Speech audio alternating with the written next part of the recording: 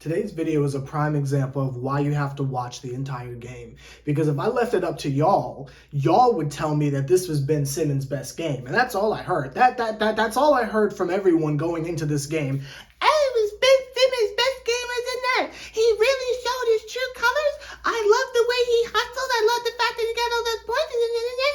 That's why you can't just rely on the box score. If I would have just went off of what y'all said and the highlights that y'all put on the internet, I would have gone into this and titled this the Ben Simmons game, assuming nothing else happened. But like what always happens, I have to catch y'all in your lies. I gotta throw it back to almost a decade ago and hit the why the jive y'all lying? Well, you always lying. Oh my God. Because he fouled out. What are y'all talking about? His best game. The man's fouled out. The only reason why he was that close is because he had the foul. Like, what are y'all referring to exactly? I'm looking at the result of the game, and yes, a dub is a dub. If you're new to a Sever the Bomb video, you don't know that, but I rate wins as a dub because if we sit there and be hypercritical of every single win, really we'll never be happy. But if there was ever a game to be hypercritical on, it's gotta be this one. I don't care what the Trailblazers records are, they are poo-poo. They are catching people sleeping. That's what happens in the beginning of seasons. There's always a team that catches someone off guard. That's just how the season goes. But when you fast forward to the All-Star break, that's when you see the teams that are actually really booted, who are still in the higher seeds and who have gone. The Chicago Bulls did the same thing last year. Everybody said, oh, they're the biggest surprise. They're going to win the title. They're going to come out the East. And look what happened to them. So the Trailblazers are literally doing the opposite of what they did last year. Last year, they were absolute poo-poo and garbage, but then they transformed into something decent even without Damian Lillard. They are doing the opposite. They're starting out with a hot start. That is all it is. I am not afraid of the Trailblazers. I've never been afraid of the Trailblazers. It's just Damian Lillard and a bunch of bums. That is all that is. So I do not think this particular game was that difficult to win. I don't think it should have been that close. And I think with all the heroics Ben Simmons did, which, I mean, I could pull up the box score, but there's no context. That's why I don't look at the box score. That's why I try not to. I'll do it if I'm running out of things to talk about, but like, I don't really lean on the box score like that because it doesn't tell the whole story. It doesn't tell the whole context. And thank God I actually watched the game, because if I would have just went off of what y'all said and the highlights, I would have been completely off base. That's why you gotta watch every single game start to finish. Man, people tell me all the time, Seven Man, why are you stressing yourself out? You ain't gotta watch the whole. Yes, I do, because that's the context.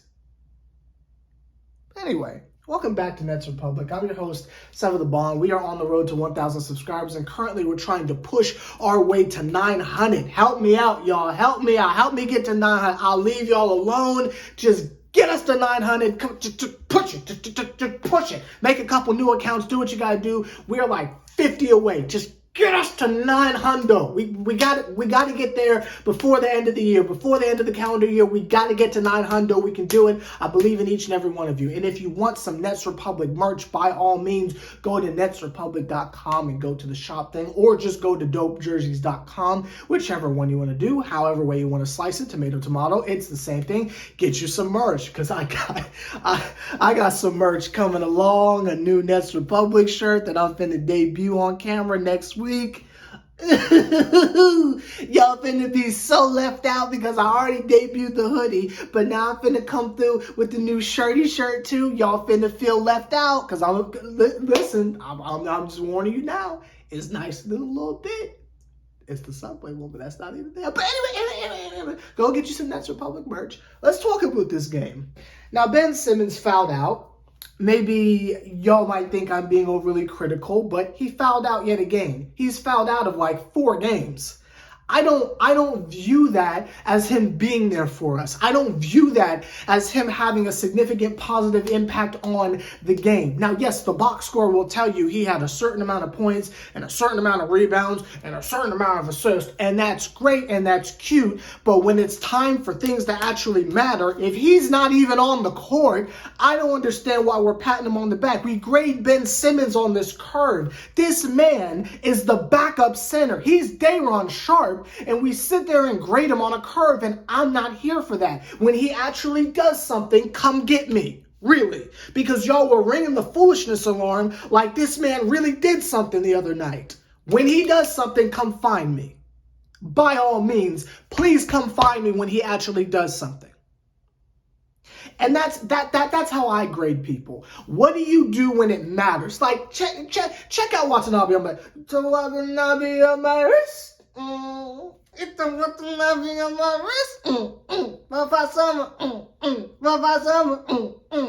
An individual like that, coming up in the clutch with the threes when we actually need it. What Joe Harris used to do, right? That is an example of someone doing his job when it matters. Yes, the ending score is cute and it's wonderful and it's great, but what are you doing when it matters? When he's basically our backup center, because Ben Simmons is literally not available, that's what's important. When Royce O'Neal is literally running point because for some reason Sumner doesn't play anymore and we don't have Kyrie Irving and Ben Simmons is a center.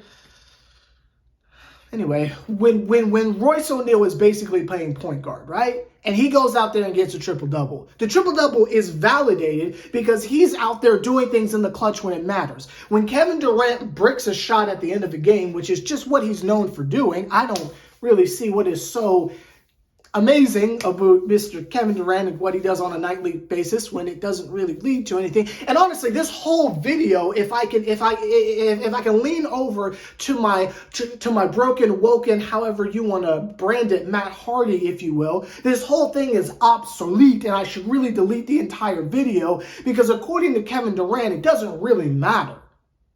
With the starting lineup that we have, what do we expect? We just expect to win because Kevin's out there? Like, again, these are his words. So it really doesn't matter with the starting lineup of Royce O'Neal and Claxton and Joe Harris and Sumner, you know, and him. What do you expect? And again, these are his words. So according to Kevin Durant, this video doesn't even matter. You know, we should just be happy that we got the dub and moved on because with that, what do you expect? And I understand that there are other things from that article, but when I saw that,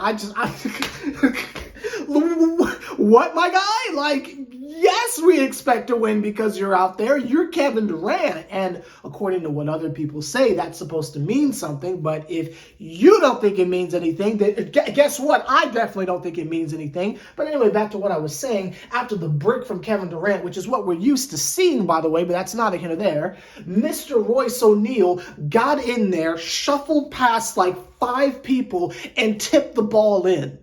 That is making a shot when it counts. That's making an impact when it counts. That validates the triple-double. Because if Kevin Durant misses and everyone's just staring and watching, then the triple-double doesn't mean anything. It has to be a collective effort with the dub and your impact on the game in crunch time, in clutch time, in your version of clutch time. If you don't get to play in clutch time minutes, but the last time you played, you did something good, like say a Seth Curry, right? Seth Curry sporadically gets his minutes here and there, but sometimes you might not be a part of the closing lineup because of defensive reasons or something like that. I'm judging you based on what you last did in the game, and then the context is what you did during the game. So with Ben Simmons, if the last thing we saw from you is you're fouling out of the game yet again, and you're not and you're one of the reasons why the game was so close. Like, I'll give him credit for hitting foul shots. That's great. I appreciate it. They tried doing the hack of Simmons. It didn't work. But again, if you are not a part of the collective effort to win the game, not because you're not on the floor because of a coach's decision, but because you fouled out of a game again, and you're not even starting. Bro is not even starting, and he's still fouled out. I'm not going to pat him on the back and say, Patrick, good job, but no, you're a bum. When he's not a bum, someone come find me. I'm not impressed by it. I'm sorry. I'm not on the Abel Tesfaye. I'm not blinded by the lights. He's a bum. When he can handle coming off the bench and not fouling out of the game when we need you out there, then by all means, we can be ready to take that next step. But if he can't handle coming off the bench without fouling out of the game against the Trailblazers, then come find me. Seriously, come find, because I refuse to give him any praise whatsoever outside of good job for hitting your foul shots. And I'm sure all the talking heads yesterday were wiping their booty pipes saying, "Oh, good job, Ben Simmons played his best." Yeah, whatever. Okay, whatever. The game itself was cool. We won the game. I'm here for it. I suppose a dub is a dub. I won't be as critical. I don't know, the way y'all worded it made me think this was like the game of the year and we really did something. I'll take a win. 7-9 is obviously a lot better than what we were. We're getting closer to that 500 mark. My bet of us getting to 10 wins before Thanksgiving is in peril yet again. I might owe someone $25, but that's neither here nor there. But the point is, we'll take the win. We'll take the dub, but there are still things that need to be cleaned up. I won't go into those things because they won, but this was far from a perfect game. This was far from something you want to beat your chest for, but we will take it, especially with the state of the team and what is going on. Now, there were rumors and suspicion. Well, should we go to that first? We'll put that on the back burner for a second. I like the fact that Jacques Vaughn is active and he's animated and he actually does things. If this was Steve Nash through 90% of the game, he would have just stood there clapping. But Jacques Vaughn will actually challenge fouls that will have a chance of being overturned. Like when, is it Justin Winslow? I don't know who the Trailblazers are. I don't care. But whoever that dude is that just shoved shoved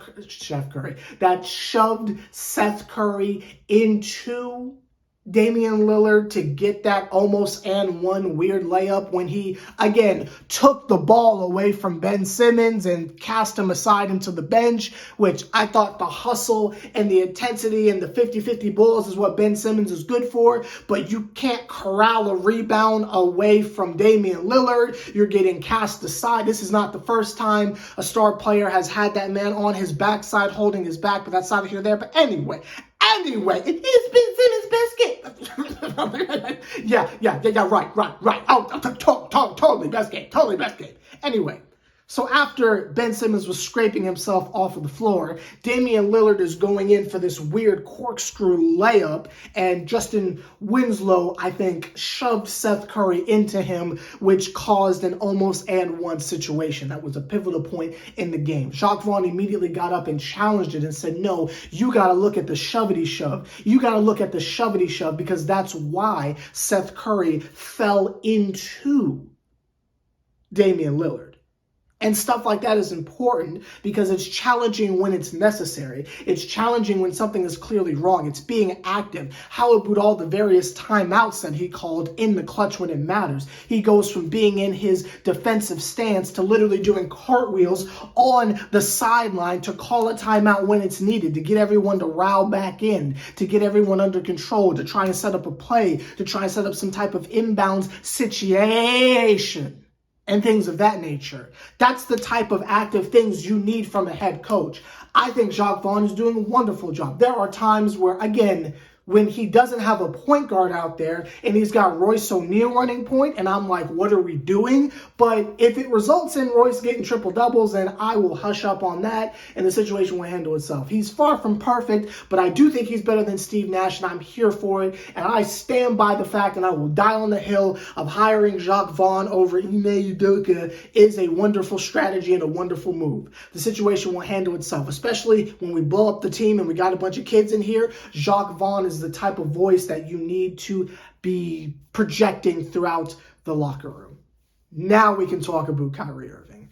He is allegedly coming back tomorrow. Kyrie Irving is going to allegedly play his first game against who are we playing? The Memphis Grizzlies. Yes, so against Ja Morant and his band of merry men. We are going to see our first appearance of Kyrie Irving in about 2 weeks. He has allegedly gone above and beyond of all the things that were asked of him. He was given a checklist of things he needed to do to be on top of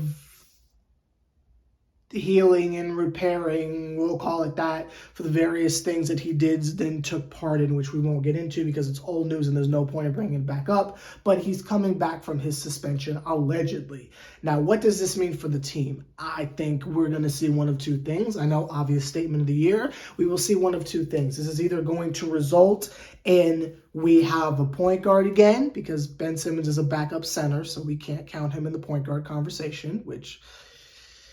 whatever, but we'll have a point guard again, so we won't have to see Royce O'Neal constantly handling the ball, which he's doing a good job, or things will go left entirely, and we'll go back to iso ball, because with Royce O'Neal handling the ball a lot, you got Watanabe being super active and such, Joe Harris, when he has a pulse, Joe Harris has actually been playing very good defense. He might not be able to hit a shot, but he's been playing very, very good defense. Look at some of the defensive plays towards the end of the game, and I thought Joey's doing an excellent job out there. But everyone seems to be playing some form of team ball, and there's not much ISO. Even when Kevin Durant has his moments, they're finding him in the flow of the offense. So Kyrie Irving could possibly stall all that, or he's just going to fit in smoothly.